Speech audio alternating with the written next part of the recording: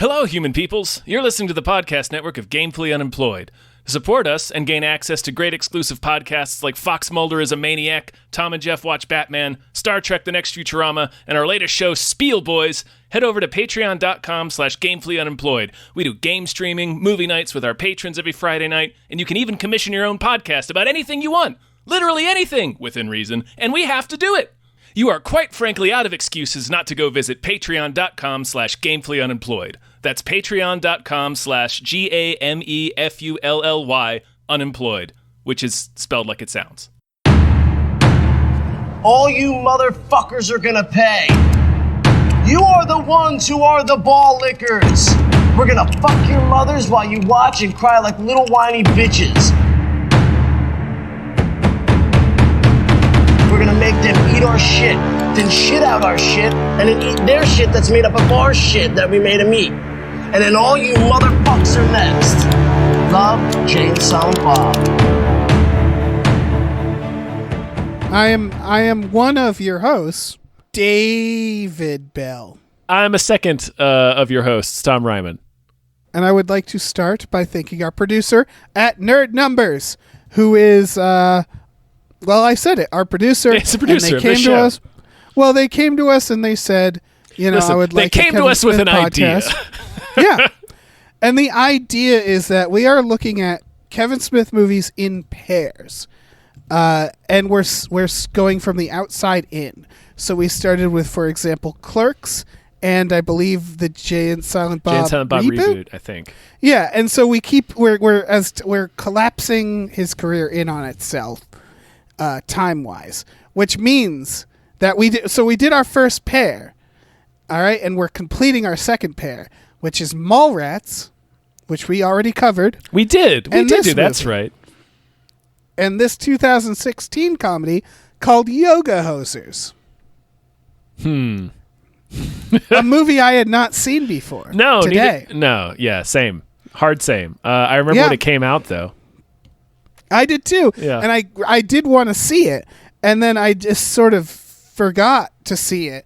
And then it was that sort of thing where it was like, it just got harder and harder to hit play. As I got, it's kind of like Tusk. I haven't seen Tusk yet, and we're gonna for this. And Tusk, it was just like, it has nothing to do with like what I thought the movie would be. It's just those are premises that I was like, I don't know when I'll have time to sit down for this. So I guess what I'm saying is thank you at Nerd Numbers, because finally I get to see Yoga Hosers. And we're going to talk about the movie in general, and then at the end we're going to kind of talk about how does it match up or pair up with Mallrats as a movie. Very interestingly, I think. Yeah, I think so too. In an unexpected way, maybe. Perhaps. We'll see. Yeah, I have some notes about that. This is a PG-13 film, which right away surprised me. Oh, I didn't even realize that. Okay. No, it doesn't need to. To me, this felt like it just happened to be PG-13. Like they didn't hold back. It doesn't feel like it goes out of its way to avoid anything. Yeah. Yeah. I think part of the reason I avoided this movie is because of it has Johnny Depp in it, and it has Johnny Depp in it now, like a now Johnny Depp. Yeah. After all the things. Yeah. There's also, I remember from the trailer, and it winds up being a pretty minimal part of this movie. But I remember from the trailer, the reveal that like the Nazi villain was creating these little Bratzis, little bratwurst Nazis, to go kill all the critics of his work. So it seemed like this movie was like going to be Kevin Smith raging on critics for shitting on his recent films. Right, and it super isn't. If anything, it's making fun of people who are mad at critics. Yes, like it really is not that. So it feels, and it's such a brief, it really is only like 2 minutes of the movie that even addresses what the bad guy's plan is. Right. So the trailer did, I think, a big disservice to this movie by making it seem like it was a movie about Kevin Smith taking his critics to task, and it's not that at all. Yeah. So that's good. That was a pleasant surprise. Yeah. You know what else I will say I was delighted by in this movie? The Bratzis. The Bratzis. Yeah, Listen, I couldn't tell you why, but I enjoyed every second of them. It's Kevin Smith in a hot dog costume that is also in a Mountie costume with a Hitler mustache running around saying nonsense German phrases. Yeah. And it's like, all right, you accept it. Yeah. I have accepted this. It's as good as it can be. Yeah. Yeah. Yeah, we should probably talk about, since we've, this is kind of a we just watched, because we just watched this movie for the first time. Yeah. I would say overall, I didn't hate this film. I didn't hate this film. I really liked the first half of it. Yeah, I was kind of overall delighted by it. Did it make me laugh? There was a few parts that did make me laugh. Yes. Sometimes out of absurdity. Sometimes I just really liked the performance. It's weird to say it this way. I just kind of really respect this film and what it's being, because it reminded me of another movie we had watched recently called Strange Brew. Yeah. It's that. It's a very positive buddy comedy, like slacker comedy, right? Yeah. It's almost what it starts out as, and I kind of wish it would have stayed this way. Well, I guess we'll talk about that in a little bit, especially when we start comparing it to Mallrats. It starts out like it's pretty much just going to be girl clerks, like clerks with teenage girls. And I really like that idea, and like the first half of the movie is kind of that's what it is. Yep, it's Lily Rose Depp and Harley Quinn Smith. Yeah. Kind of like they're in a girl band, like the Riot Girl. Called Glamthrax. Glamthrax, which is great. Their drummer is Adam Brody. Yes, it sure is. That's pretty great. Who is visibly twice their age. Yeah. And they're not trying to pretend he's a teenager, although that would have been funny too. That would have been pretty funny. But they just lean into the fact that he's just kind of like this burnout who answered an ad, and they just constantly dunk on him for being old. Right. And this is of the genre that's very few and far in between, which is part of the reason I respect this movie, just because very short supply of the teen girl comedies. Yeah. And often they are overlooked. I mean, there's a whole thing, we did a Best Bad movie about Josie and the Pussycats. I've since watched that movie again. That's definitely one of those movies where it's like, really feels like this should have gotten more credit. It's a great movie. Now, we've since had, there's since been tons of think pieces about that. Yeah. I would say this also kind of deserves credit for, I really thought Lily Rose Depp and Harley Quinn Smith did a perfectly fine job, a good job at doing this. Like, they're almost like Bill and Ted. A little bit, like yeah. They're very positive. They're a little bit. They're kind of dumb. They're mostly positive. I think, and this is just the after watching her in a few of her dad's movies. Harley Quinn Smith she does a fine job. She's not the best actress, but they have very genuine chemistry, and it's because they're friends in real life. I suspect is a big part of that. So it works. It totally works. Yeah, I think they really work in this. Yeah, I would say more than the reboot. It's, like you said, very natural. It's also just fun. It's just a fun... Yeah. It's definitely very much a family film. Kevin Smith's mother is in this. Did you notice that? I didn't. Who does she play? She's one of the customers at the beginning who walks in. Okay. Yeah. And of course, Jennifer Smith, his Kevin Smith's wife, she's in it. She plays Harley Quinn Smith's mom, yeah. Yeah, exactly. I mean, Johnny Depp is technically... Here's what I'll say about Johnny Depp is he's doing like Christoph Waltz with a head injury. He's doing in this movie. He's doing like a dirtbag Clouseau. Yeah. I would say he both should and shouldn't be in this movie. Like, removing him from the scandals, right? Yeah. He is the father of one of the characters, so that's very much a traditional Kevin Smith thing to do. Yeah. He honestly kind of distracted me because this genre, I don't think you can have, like, international superstars in the genre. Does that make sense? Where it's like he's almost too famous for this genre? Well, I could see they cover him up with enough makeup, and he's doing a broad enough character that if you didn't already know it was him, you might not realize it. That's true. Yeah. And yeah, so all that aside, he's doing fine. He knows what movie he's in. He's funny. It's a funny character. Oh, really? See, I didn't find him that funny. I thought he was endearing. Yeah, and it was. I don't know. Okay. That's the thing with Johnny Depp. It's like and he's in a movie, Well, but course, then you watch him in the movie, you're like, God damn it, he's good at it. Yeah, we talk about this all the time, which Yeah. is that like an actor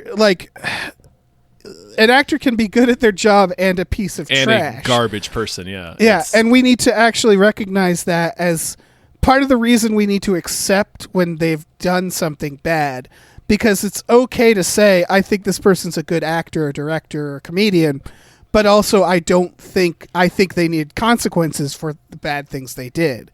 Like that both can be true. Yeah. Yeah. And also true is you can have trouble watching that person or not want to watch their films in general because of that. Yeah. Because you don't want to support them. And this is all true. It's perfectly valid. So, and I don't think anybody would mistake that. But just to be clear, any praise we assign to Johnny Depp in this episode is strictly based on his performance in the film. Yeah, and I would say this is a big part of why I didn't watch this, because I did feel bad about like that aspect of this.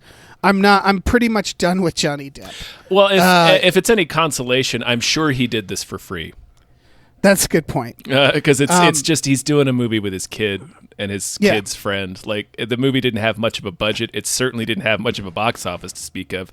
I don't expect he got paid very much, if anything at all, for this. Yeah. It's more of like, it's a shame he's in this, because I do think he distracts from the fact that this movie is a lot of fun. Haley Joel as Canadian Hitler. Yeah, that's a real guy. Adrian Arcand, the guy that he plays, I assumed. is Yeah, a real guy. But just when they cut to him, it was like, of course. Yep. He's Canadian Hitler, is how he plays it. Yeah. Imagine Canadian Hitler in your head. That's what he is. Get. Yeah. that's Haley Joel. A cameo I did not expect, but might have been in the trailers now that I think about it. Stan Lee is in this film. He sure is. Yeah, I forgot about him. Kevin Conroy shows up with a kid named Robin, I think. Yep. We got Justin Long, because of course we do. Justin Long he delivers the stuff that made me laugh out loud.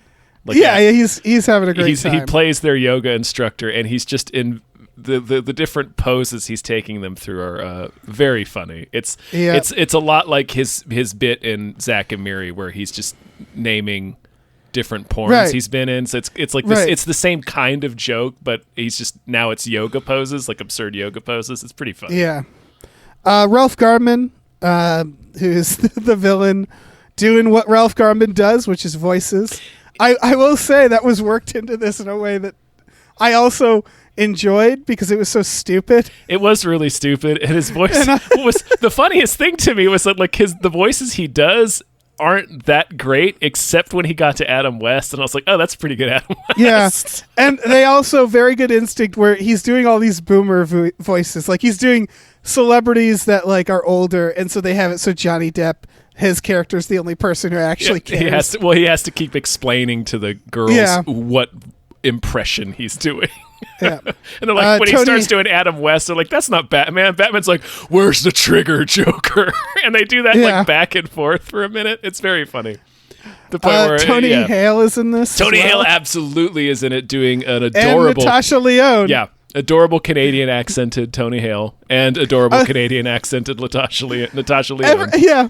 I will say, if I was Canadian, I don't know how Canadian any of these actors were, but if I was a Canadian, I'd be watching this and I'd be like, hey, now. It's a Canada face a little bit, yeah. Yeah. It's like, all right. Guys, settle down. Settle the fuck down. Because they go into it hard. Yeah. God, should we go through the plot? Because it feels like you started talking about how you liked the first half. Yeah, so basically it's teenage girl clerks. They work at this shop called A like EH, like Canadians. like A to Z. A to Z. And yeah, so they're just kind of burnouts who work at this convenience store. They're in a band, and then there's shots of them going to school and going to their yoga classes. So the first chunk of this movie was just like basically a Gen X slacker comedy, like updated with like millennial slang and stuff. Yeah, like a Gen X slacker comedy with two teenage girls, and I was really into that. And then the second half introduces all the weird Bratzy stuff and like the secret plot of Canadian Hitler to make an army of Hitler clones that become bratwursts. The part that is both unnecessary but I liked is they transition us from those two moments with a couple of Satanists. Yeah, two teenage boys who are Satanists who try to murder them as part of it. Completely unrelated. Completely unrelated. They just happen to be murderous Satanists, and then Bratzis erupt from their assholes and they die. Yeah. But I really appreciated Harley Quinn Smith's scene with the Satanist where like she's trying to work with him.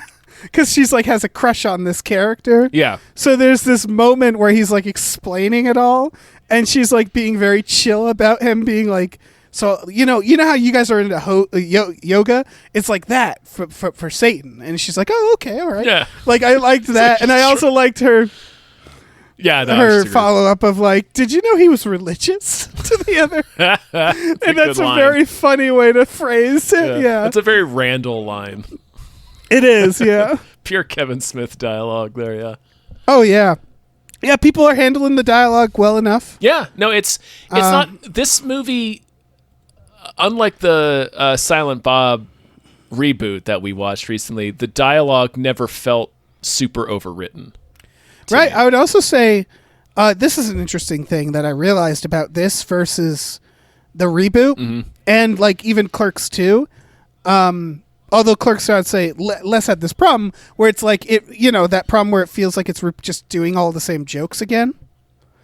This movie wasn't that. Yeah. It has like one reference to Clerks. Yeah. But it's generally like similar vibes, but it's kind of comforting to watch this after watching the reboot and being like, oh, this does, like, he's not repeating a bunch of jokes in this. This is a whole new lore. This is a whole new set of characters. It's a bunch of new jokes. Yeah. And so whether or not you find them funny, it's nice to see that side of it. And I did find a lot of this stuff very funny. I liked her thinking about Instagramming her friend's chalk line. Yeah. Oh, Hunter's chalk line. We should Instagram. Yeah. We should Instagram it. Oh, we should have pointed out Vanessa Paradis, who is Lily Rose Depp's mom, is their teacher at school. She's a history teacher. Right. Yeah, that was. I'm sorry, that was a cameo we forgot about. So it's like a lot of people. I think literally, both actresses' parents are in this film.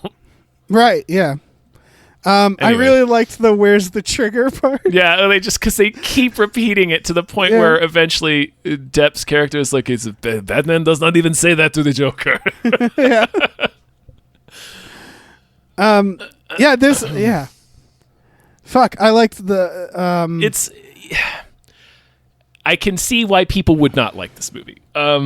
It's, it's weird. It's weird in a way that's charming to me, but in a way that I recognize would not beat other people. It has a very low Metacritic score. But... Well, it's... Yeah. We go back and we talked about Strange Brew as being like a movie that didn't quite hold up. Again, this isn't just Strange Brew because it's Canadian. I should point that out. It's Strange Brew to me that it takes two optimistic, like best friends, aggressively best pals, and it throws them into a bizarre adventure, like another movie. Yeah. Yeah, like another movie based around an otherwise mundane workplace. And a lot of it, like Bill and Ted again, there's this overall vibe of positivity, and it's just kind of, it's a little like dorky. It's like dorky silly. Yeah. You know what I mean?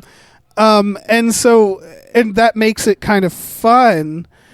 But I can really see, I can really see someone watching this and being like, I didn't enjoy a single moment of that. Yeah. It's, it's, I don't know, it's chaotic.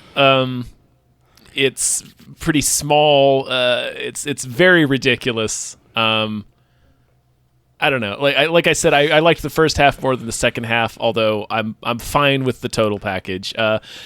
It's fine. It's a movie that I did not expect to ever get around to watching. So right, I'm glad I did. I'm glad that we did for this program. I have two like genuine things that I was like, I wish that was different. Okay. One is I don't think the editing device worked, which was that very Scott Pilgrim like where they keep showing video game. Yeah, they're showing everybody's like Instagram profile when they introduce a new character. But they were doing it like old video game graphics, and it was kind of like pick a lane. It was a little like it was a confused thing. Yeah. Yeah, and so that felt weird to me. I will also say that this is I think a problem, is that the characters don't really have an arc. That nothing really, like, they go on an adventure, but nothing, like, at the very beginning, there's that idea of, like, what are their wants, right? They don't have any. Yeah. They just, And then at the end, it's like, do they get those wants? And they don't really have that. They want to go to the party, right? Yeah. They want to be popular. Yeah. They want to go hang out with those two teenage guys who turn out to be Satan worshipers. Yeah. And so there's sort of a lack of that I would say his other slacker comedies have. Yeah. And this kind of goes into the comparison. It's just that there wasn't even that much of like a, it's they want to go to White Castle. Like, give them something. Yeah, they like, need to pass their history project, or like even Beavis and Butthead. They're trying to get their TV back, and then then they're trying to score with the woman who they're actually supposed to kill. Anyway, but it doesn't. So there's like nothing. There's no real thing for them to do. They just kind of like fall into this weird Bratzy conspiracy, defeat it very quickly, and then they're just back at work at the end. And that's it. And so it's like it's like an episode of something. Yeah, it is, isn't it? Yeah. Except even episodes of something usually have a character. The conflict it happens because a character wants something or has to do something, and that's not present here. No, it's not. Other weird question: is this tied into the movie Tusk? Yes. Okay. I haven't seen Tusk. I haven't yet, seen so Tusk I'm either. watching it backwards. But they make it clear that these two characters are in Tusk and that they rescue Justin Long somehow. Yeah, somehow. Okay, yeah. Good to know. Yep. And that apparently this will also connect into Moose Jaws as the True North trilogy whenever Kevin Smith gets around to making Moose Jaws. Yeah, I'm pretty excited for that. I kind of like this weird Kevin Smith. Like, in this, there's, like, the meat monster, like, almost like a John dies at the end. Yeah. Fucking, yeah. And I do like that it's almost like Evil Dead humor. Like, little people being crushed, like, weird monsters. Yeah. Like, I kind of like this new grotesque Kevin Smith stuff that is very much not in his early work. Yeah. And to be clear, when Dave says little people, he means the Bratzis, which are, like, yeah, 8 little inches tall. people. Yeah. Yeah. Like Ash's miniature clones in Army of Darkness. Yeah, it's very Army of Darkness. Yeah. Yeah, it's like it started with Red State, where he was trying to do like straightforward horror, and then I haven't seen Tusk. But then like with this movie, and then like the stuff he does in Wolf Cop, it's like, oh, he's getting into this like slapstick horror territory. Yeah, it's like maybe he got a taste for it. Mm-hmm. Like after Red State, he was like, this is really fun. Yeah. Oh, we haven't even mentioned Jason Mewes is also in this. Jason Mewes is briefly in it as a cop, of all things. Yeah. They credit him as Rogue Cop. Rogue Cop. I mean, that was intentional, right? Of course. Like, what do we make him? Let's make him a cop. I really love... Very funny. I really, really loved that their principal is named Principal Invincible. Yeah. That's such a fucking killer joke. So stupid. Such a killer joke. That's the level we're at, like we've been unapologetically into dumb things in the past. Yeah. This is another one of those things. I will always go to bat for pure jokes. because Yeah. that's the bedrock of comedy. And Kevin Smith, for however you feel about a lot of his recent filmography, like I didn't love the reboot because there's a lot of rehash jokes and stuff, but he's still pretty good at writing jokes. Yeah, specifically very juvenile jokes. Yeah. Like, did you watch this till the end credits? Like, did you? At the very end credits, they play back the podcast, which I used to listen to a lot. Oh no, I haven't watched listened to as much. I watched when they were doing "Oh Canada," but then I didn't. Oh, okay. Stay to the end. Over the credits, you hear the podcast where they come up with yoga hosers, and it's while at least Kevin Smith is audibly stoned, and they're just laughing at how stupid it is, and that's what it is. Is this movie was Well, that's come how up, Tusk like came up with too, right? Yeah, you can hear these movies get invented in his podcast, and it's often stoned, and it's just we think this is funny. Yeah. And so that's it. It's just Scott Mosier says the words yoga hosers on the podcast, and they can't get over it, and it starts expanding into like a running gag where they're just like making it something, and until it became a movie. Yeah. Sure. And that's why like Ralph Garman's there, I assume, because he's on that podcast as well. And it's that sort of thing where it's like, this has always been kind of with Kevin Smith is I've read like really harsh criticisms of him. Yeah.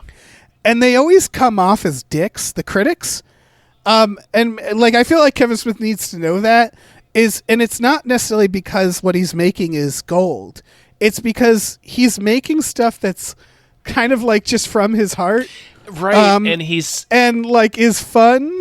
And it's like, all right, that doesn't mean it's good necessarily, but like to be angry at him for that. Yeah. It's just, it makes people come off like dicks. And he's so outside the system. Yeah. At least in terms of it's not punching up how his movies are made. Like he's so outside the Hollywood system now. Right. This isn't a $1 billion Marvel movie. It's a slacker comedy. It's an underdog from the start. Yeah. And so like, I don't know, saying like, I didn't think that was funny, I didn't like it. It's like, I get that. You don't have to like something. But to be mad at someone for like making these movies, it's like, there's nothing in it that's like hurting anybody. No. It's not mean-spirited, No. I mean, there's a bit of Canada face. We've a little talked bit about of Canada that. face, yeah. I don't know how offended Canadians would be by this film. I don't think they're able to get offended. Yeah, that's part of being Canadian, right? Yeah, right. Yeah, you can't. You are physically unable to get offended. Now we're doing it. Oh, the line "I don't want to die in Canada" was very funny to me. Yeah. Yeah. So I don't know. Do you agree? Like, it's not my favorite of his movies, but I certainly enjoyed it. It was really charming. More than I thought I would. More than I thought I would. And it was weirdly sweet. Like, because it's basically like a dad making a movie for his kids. Like quite literally. Yeah. Yeah. I don't know. But I would say that the kids, they held their own. Oh yeah. I would say they nailed it. Like they were a delight in it as well. Yeah, it definitely is like that. It does serve that purpose, Yeah. And you could argue not every kid gets that opportunity. But like, I think for what it is, it's a lot of fun. Yeah. Yeah. It was perfectly fine. There was some good chucks were had. Yeah.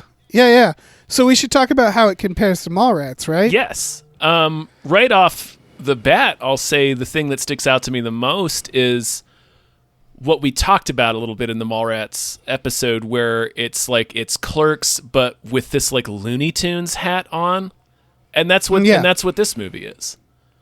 It is absolutely.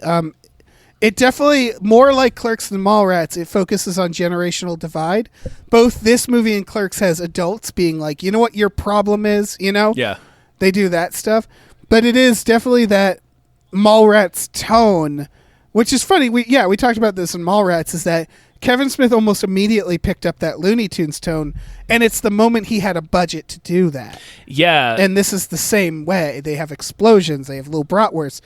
And so it's like that realization of like, oh, this is something. If he had millions of dollars to make Clerks, he might have done weird shit in that too. Right. So it's like, know? this is not a misstep. This is part of his DNA. Like this isn't a choice he made in Mallrats that was like, oh, that wasn't great. This is just part of who he is as a filmmaker. And here's what I'll say. There's an aspect of this that I think is better than Mallrats, and technically better than Clerks, which is that the characters in those, as much as I love them, they're miserable pieces of shit. They really are. Yeah, we've talked about this. Is they're not people you want to hang out with. They're funny, but they are dated.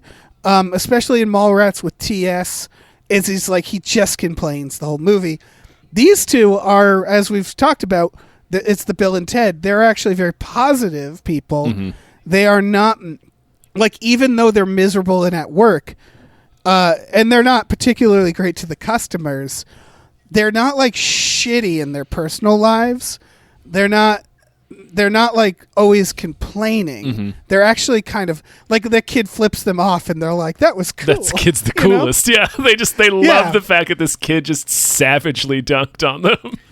Yeah. Like the kid like does something that would have made Randall or Dante be a total prick. Yeah. And they're like, oh, that's funny. Like they are more, it's almost like a course correction.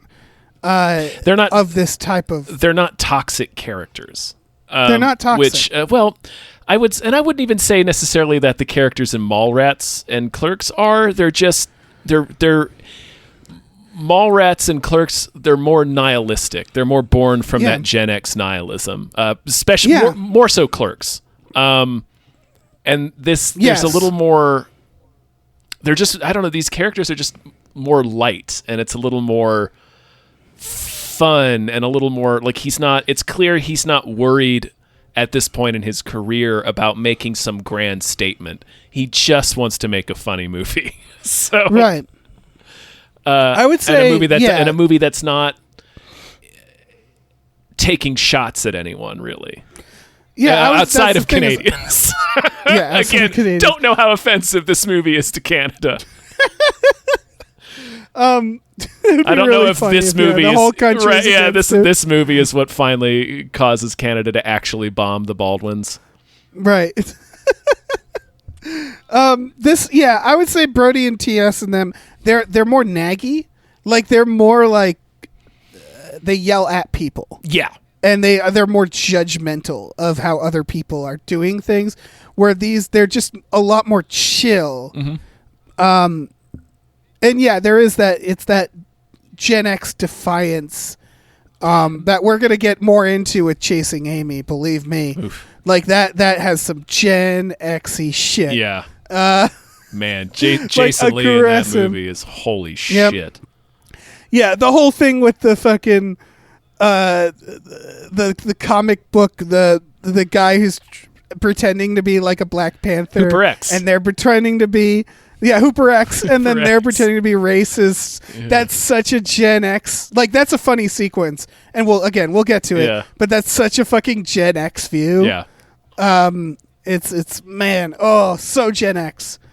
I'm saying that as, like, it's not a positive nor a negative. It's just strong... It is what it is. Yeah. It is what it is. Yeah, and so this is not that. And yeah, you could argue you'd probably be right that a lot of it's where Kevin Smith is in his career, but I also get the impression that there was a lot of input from the actual kids. Oh, of course. Yeah, because he's not... I would think that Kevin Smith, and you can kind of tell a little bit in the dialogue, again, it's not super overwritten like a lot of his dialogue tends to be. It's really not. It's you don't notice it the way that you do in other Kevin Smith movies, so that's nice. And there's definitely a little bit of more what is the word? More authenticity, I guess. It seems more natural. That's the word I was looking for. Yeah. From the two actresses. So I suspect they were kind of coaching him on like, well, no, we wouldn't say that. Here is how we would say that. Right. And I do think that Kevin Smith sort of sensed his own, like even in Clerks 2, it's kind of a meta joke of how they talk. Yeah. And so I think Kevin Smith knows, like, you know, he probably looks back at Clerks and it's like, this is just some real film school shit. Yeah. And there's some real, like, over, you know, using big words that nobody uses and being influenced by, you know, that time. There's a definite the Tarantino of it all. Yeah. Yeah. And I think when we do Clerks 2, I think we'll probably talk about this more, but when you compare that to the original Clerks, there's more of a distinction between characters. Like not every character sounds the same in Clerks 2. So right. it's clear, like, as his career went on, he got a little bit more. Again, it's probably less. It's probably a big thing. So, you know, I need to try to get everything into this one movie because I don't know when I'm going to make a movie again. Like, when you're a young filmmaker, you're probably more concerned about making your mark. Like, oh, I want to, you know, I got to make my Desperado. I got to make my Pulp Fiction or whatever. And I mean, we ate that shit. Of course, yes. Then. That shit was cool. Yes, it was the coolest in the 90s. Oh my gosh, yeah. Yeah. So I think, yeah, definitely. Now you can feel it in the writing and in the different characterizations that he's more open to just having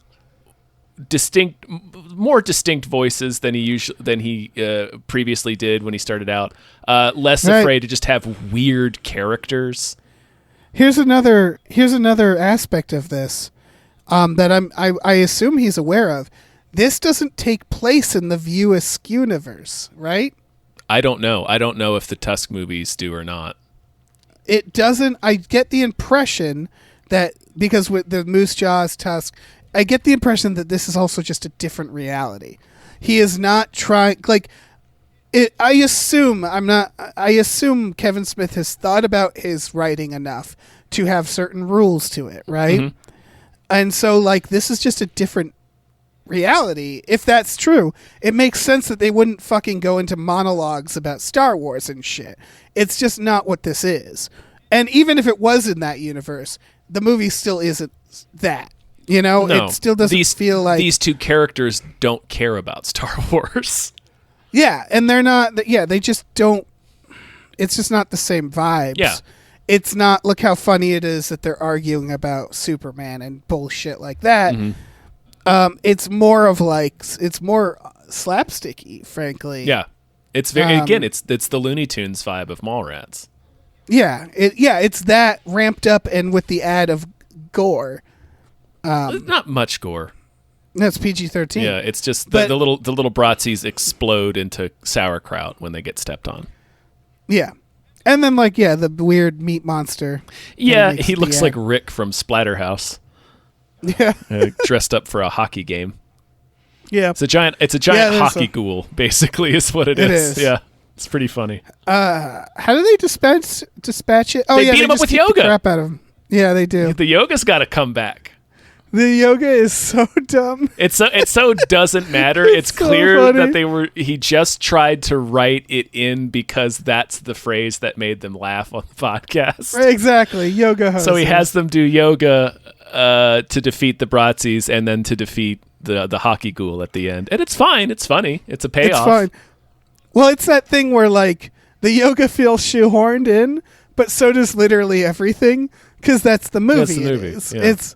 Yeah, and so that works in its favor, but I also do think it does work against it in the sense that there isn't and again, it's Strange Brew. Is there character arcs in that? No. Does it necessarily need it? But I do think there is a certain element where it's the reason we have that in movies is to make the characters. It's it's what makes characters classic characters to me. And often, it's just I think that could have been worked in here. I think we could have used that. I think there could have been a little more of an emotional side for these characters. It's not necessary. Again, where it's sort of he was making a very specific type of movie, mm-hmm. and I would say he accomplished that. But I think there's some room for improvement there. But who am I? I don't know. Yeah, I'm just some guy. I don't know. I'm just sitting here. I'm just some guy. Yeah, I'm just some guy watching the movie. But like in terms of like my enjoyment of the movie, I guess I would have liked a little more attachment to the characters. Yeah. Because they're kind of just along for the ride. Yeah. They absolutely save the day and stuff, but nothing really in their decision making. No, they're just kind of watching the movie just like we are. So yeah, it would things are just sort of happening to them. I would connect with them more and like like exactly like what you were saying. If having them have like an identifiable want it just helps you connect to them more. I don't know. Yeah, which Kevin Smith isn't unfamiliar with this. No, he usually does Jay and it. Silent Bob. Yeah, they go to stop the movie from getting made. I would say in the reboot, it's actually a really good arc, which is like, I want to stop the movie from getting made and then throwing away that dream or that goal in the third act. Like, yeah, he is usually very aware of it. So this was clearly like, we're just having fun. Yeah. I'm not really doing this for anybody. No. Like, I don't, like, it would be so silly to make a movie like this and then worry about what the critics have to say about it. Yeah. Yeah. Which, yeah, it is definitely, like, you put that back to back with Mallrats. Mallrats, I would guess, I have no evidence of this, is probably one of the more stressful movies he ever made. I'm sure. It's right after his first one. This is it. Oh, I think this is your career. It's his only studio movie too. Right. Are you going to be a one-hit wonder, or are you going to have a career? Mallrats. This is what's going to define you more than your first film. And then the studio's involved versus this, where it's almost like Kevin Smith is like, I've done all the things I want to do. Like, that's where he feels like, right? In this part of his career where he's just like, I don't have a need to make, like, that's what it feels like. Yeah. He has nothing to prove as a filmmaker. That is what it feels time. like. Yeah, 100%. Yeah. And I like that. I appreciate that. I do too. I do appreciate that. It doesn't mean I'll always like his newer movies. Nope. But like I'm always going to appreciate. That's why I can't wait till we get to Red State, because Red State is him being like, I can make one of these too, and then you watch it and you're like, yeah, I guess you can. Yes, you kind of can. Yeah, there's a couple of moments in Red State that I really like. Yeah, where he's like, I can do Eli Roth. I can do an Eli Roth thing. Here, look, and it's like, yeah, cool. Yeah, John Goodman in that. Yeah, fucking John Goodman's great in it. Yeah, damn. All right, I'm excited for that. Yeah, man. I don't know if I have much more to say about this. No, I think we've done our job. We've explained the film, what we liked about it, its themes. We've connected it back to Mallrats and identified how they're similar. We did our job. We did our job. Yeah. Well, what I want to look at right now, real quick, is what is our next pair up gonna be? Ooh, that is interesting. I would also like to know this information. Yeah. It looks like, from the newer side, it is going to be Tusk. Okay, we'll finally get to watch Tusk, Dave. It's Tusk and Chasing Amy. Oh, man. And then we get, and this is going to be, God, I can't wait for this matchup, Dogma and Red State. Ooh. Yeah. That actually matches up beautifully. Pretty well. Yeah, holy shit. I don't think we'll actually get to Clerks 2. I'm not sure. Because after that, it's Jay and Silent Bob Strike Back and Cop Out. Woof. I don't know if we want to start breaking the rules here and like have it fold in on itself. I don't know how many episodes of this we're doing is my point. So it might be fun to like fold it in on itself. Mm-hmm. I'm mostly like Dogma and Red State, I think is going to be like the peak for me. That's going to be a good day. Yeah. But yeah, stay tuned. We're first going to do Chasing Amy next. That's just aggressively Gen X. Oof. Yep. And then Tusk. And you could argue both films are about someone trying to change another person. Yes. I don't know to what extent in Tusk. Somebody bumbling into a culture that they do not understand. Yeah.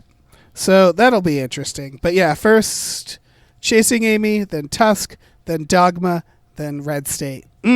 What a lineup. Now we're cooking with gas. Now we're cooking with gas. Cooking Bratzies with gas. So thank you to @NerdNumbers. Yeah. Thank you very Thanks, much. Our producer. chum. Yep. Thanks, chum. Yeah, all right. Let's start using that word for some reason. Yeah. Why wouldn't we? It's a great word. Folks, this is through our Patreon. If you're interested, you can go to patreon.com/gamefullyunemployed. You go on there for $5 a month. You get access to Tom and Jeff Watch Batman, Fox Mulder as a Maniac, Star Trek The Next Futurama, and Spiel Boys. Those are all on there. For a little more, you can watch movies with us every Friday night. Boy, that's can a whole you? other You thing sure too. can. Mm. You sure can. Check it all out. Do it. Yeah. We also have a store. Head over to GameFullyUnemployed.com where you can find a link to our Teespring store, where we have cool original artwork and designs you can get on T-shirts, mugs, stickers, posters, all kinds of things. So check that out. Yeah. Check that out, you yoga hosers. Yeah, check out do some yoga. Yeah. Do the what did they call it? The yoga fet? Yeah. Yoga fit. Yeah. Tom, would you believe that I do yoga every day? Sure. Because I don't. Well, of course I do. I would have believed you. Yeah. You had a real opportunity thanks. there. You had a real opportunity to lie to me. And you could have I did. could have kept that lie going for years, and I never would have questioned it. Damn. Yoga's I one of should've. those things that doesn't surprise. It's just like, yeah, sure. Oh yeah. I've it's not done yoga athletic. in the past. I'm terrible at regularly doing any kind of exercise. I've been better recently. So yoga is just one of those things where it's when somebody's like, "Would you believe they do yoga?" I'm like, "Yeah, sure." Kind of everybody does it. Yeah, why I don't not? know. Like That's fair. anybody I have- anybody can do at least some yoga. That's part of its appeal. Yeah, that's the same with meditation. It's like, can you sit still? And it's like, yeah. And they're like, well, you could meditate. Well, that's Yeah. I. If you told me that if you had asked me, do you believe I meditate? I would have said absolutely not. That's I don't think- because I I don't don't think- do that either. I don't think I know anybody who actually can meditate. Right. Meditating's very specific. You have to I'm physically not able to do it. That's I fair. cannot stop my brain Yeah, to focus on No, any no. single thing. that's actually a really good point. Yeah. Now that you think about it, is the older you get, meditation, it's just, yeah, you sitting there, your eyes closed. I don't and know you if it just has hear much that to do with. voice. I don't know if it has much to do with age. I think it just has to do with our brains and the brains of all of our other people we know. That's a good point. Our squirrel brains. Yeah, you mean? We got the squirrel brain. We're all of similar brain. Yeah. Well, is that it? I think that's it. You guys got a little bit of extra All right. flavor on the end there. Yeah, good for I you. hope you didn't. All I right. hope you didn't shut it off when we started doing the plugs. Never shut it off when we do the plugs. yeah, you you get thinks. there are extra stuff. Yeah. We do that on purpose so people have to sit through the plugs. Yeah. We have been giving riddles and clues Yeah. after the plugs to where a treasure is. Yeah. And none of you fuckers None have of you found it yet. sons of bitches have found our treasure. Yeah. So keep that in Yeah. mind. This. Don't you feel silly. Yeah. You miserable bastards. All right, let's be done. All right. Bye.